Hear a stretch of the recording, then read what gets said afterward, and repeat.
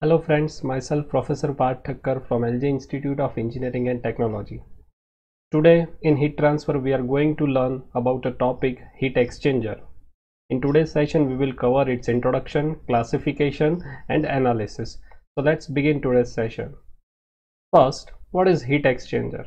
So this is the simple definition of heat exchanger, that it is a device or equipment which transfers the heat between two fluids, cold fluids and hot fluids, that are at different temperatures while keeping them from mixing with each other with minimum investment and running cost. There are so many examples of heat exchangers in our day-to-day life. We can see like automobile radiators or condenser in refrigeration unit, engine oil coolers. These all are examples of heat exchangers, regenerators. Now let's discuss about classification of heat exchanger. There are so many ways to classify heat exchanger, but here we will discuss a simplest way to classify heat exchanger in a four different way. First, on the basis according to nature of heat exchange process, it can be classified as a direct contact heat exchanger and indirect contact heat exchanger. Second, relative direction of fluid. So according to direction of fluid, it can be classified in a three-way.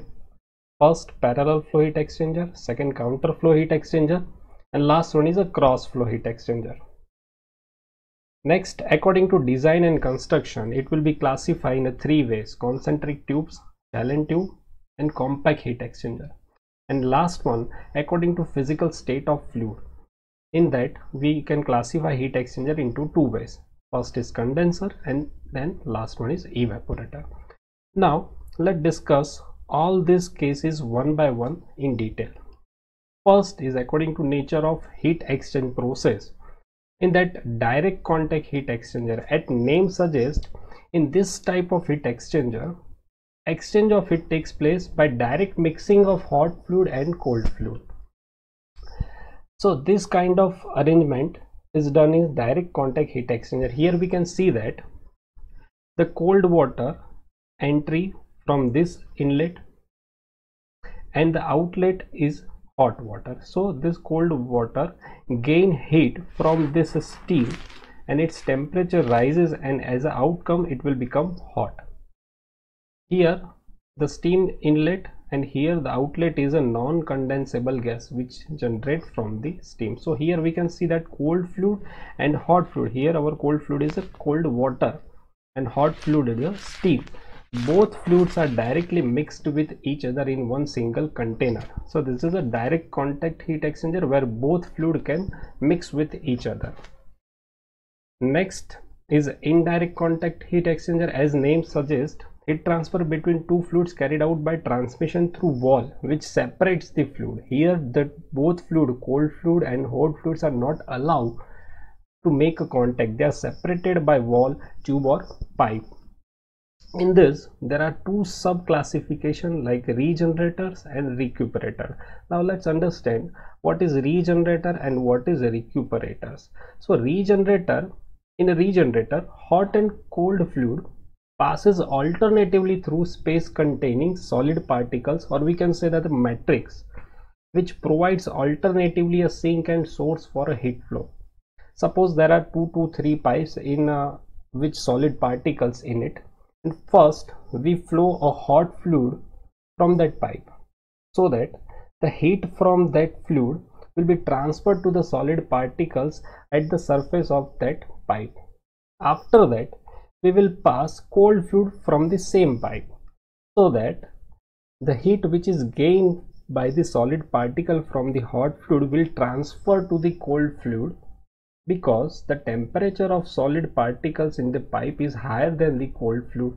So it will transfer its heat to the cold fluid. So this is the regenerators, like IC engine and gas turbines. These are the examples of regenerator. Now what are the recuperators?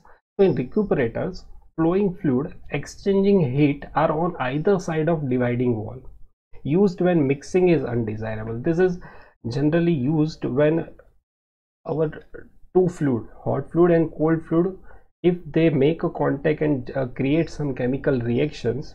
So in that case, the recuperator type heat exchange are used.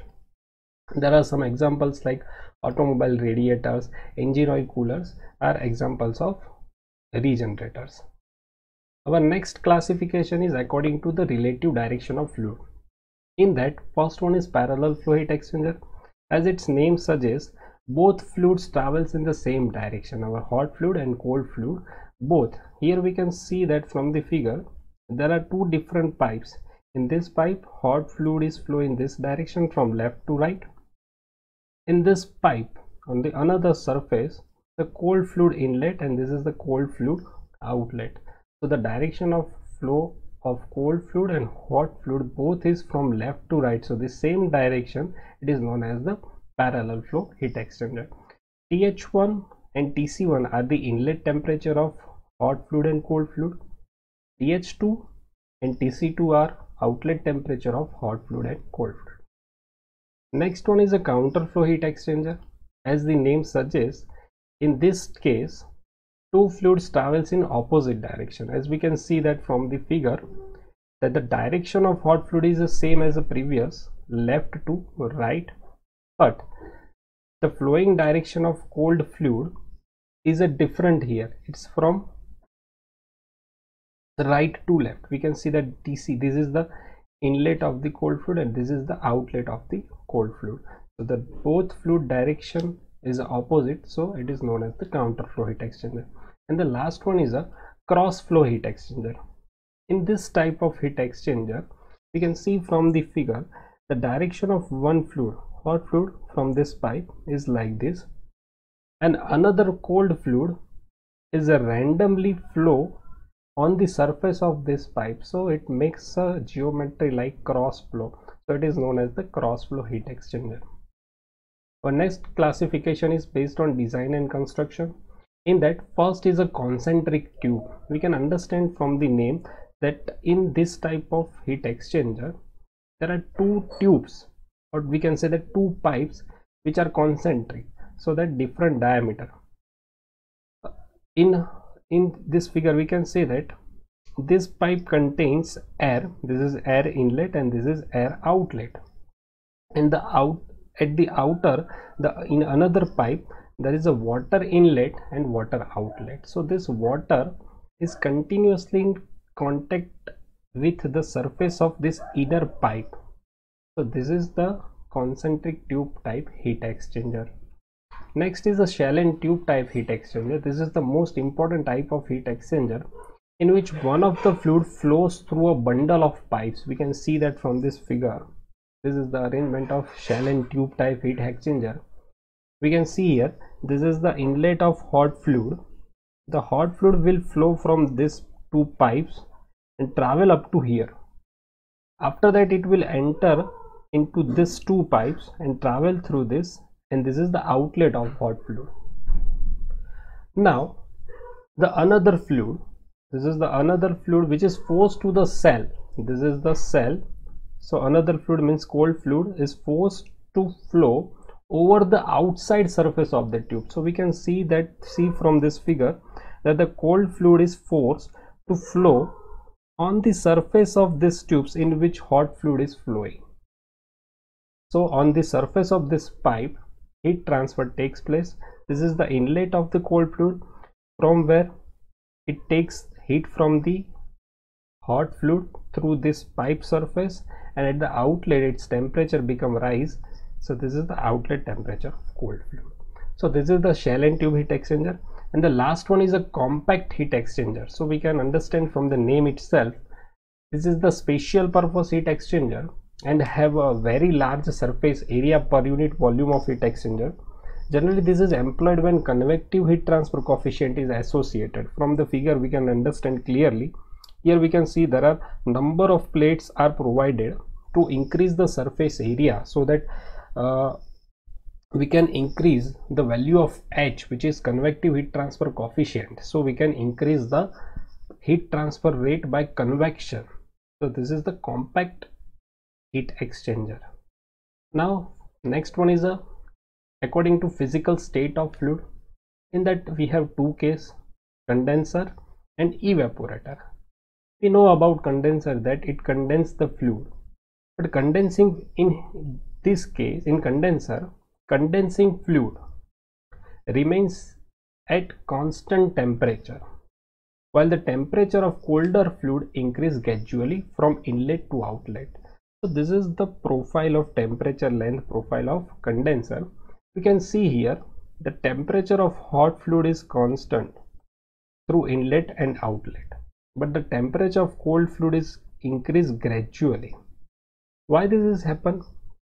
Because the hot fluid lose his latent heat and there is a phase change occurs of hot fluid. So there must be a heat transfer takes place, but due to loss of latent heat, temperature remains constant throughout the heat exchanger.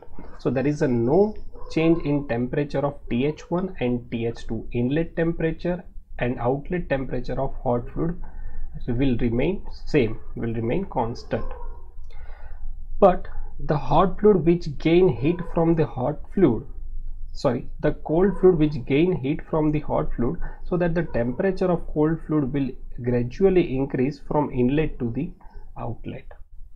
And the last one is evaporator, just opposite of condenser. In this case, boiling fluid, it means cold fluid which we use to condense hot fluid. It means boiling fluid remains at constant temperature. Here TC1 and TC2 will remain constant because of the latent heat, and the temperature of hot fluid will decreasing from TH1 to TH2. Inlet temperature TH1 and outlet temperature TH2. Now let's discuss about heat exchanger analysis. For deciding and predicting the performance of heat exchanger, it is very necessary that the total heat transfer rate Q relate to some governing parameters like overall heat transfer coefficient, because in a heat exchanger there are various modes of heat transfer takes place. There are conduction, there may be a convection, and also radiation. So we have to take consideration overall heat transfer coefficient. Second, area, total surface area of heat transfer, and inlet and outlet temperature of the fluids. So we have to find out some relation of heat transfer rate to these governing parameters. So for that, let's take one heat exchanger in which in one pipe there is a flow of hot fluid. The inlet temperature is TH1, outlet temperature is TH2. In another pipe there is a flow of cold fluid. Inlet temperature TC1, outlet temperature TC2. Theta 1 is a temperature difference at the inlet point, theta 2 is a temperature difference at outlet. This is the total heat transfer area. Now we know that we from the figure, let's take mass flow rate of fluid is m dot. Cp is a specific heat of fluid at constant pressure. T is a temperature of fluid. If in suffix if there is a H, it shows the temperature of hot fluid. At 1 means at inlet, at 2 it means at outlet, and delta T is a temperature drop or temperature rise of the fluid. Now we know that during this traveling period, heat gained by hot fluid, the hot fluid will gain heat from the cold fluid. So heat given by the hot fluid, the hot fluid will give heat to the cold fluid, and cold fluid will get heat from the hot fluid. The heat always flow from the higher temperature to the lower temperature. So during heat exchange process, the heat given by hot fluid will be, we know that mCpdT. So this is a hot fluid, so we can write H in a suffix, so mH, Cph, and dt means temperature difference. So inlet temperature is TH1 and outlet temperature is TH2, so there is a temperature difference, delta T is TH1 minus TH2. Heat gained by the cold fluid or heat taken by the cold fluid, we can know that mCdt, mC, Cpc, and temperature difference here Tc2 minus Tc1, because we know that the outlet temperature of cold fluid is higher than the inlet temperature of cold fluid. So here we can write Tc2 minus Tc1.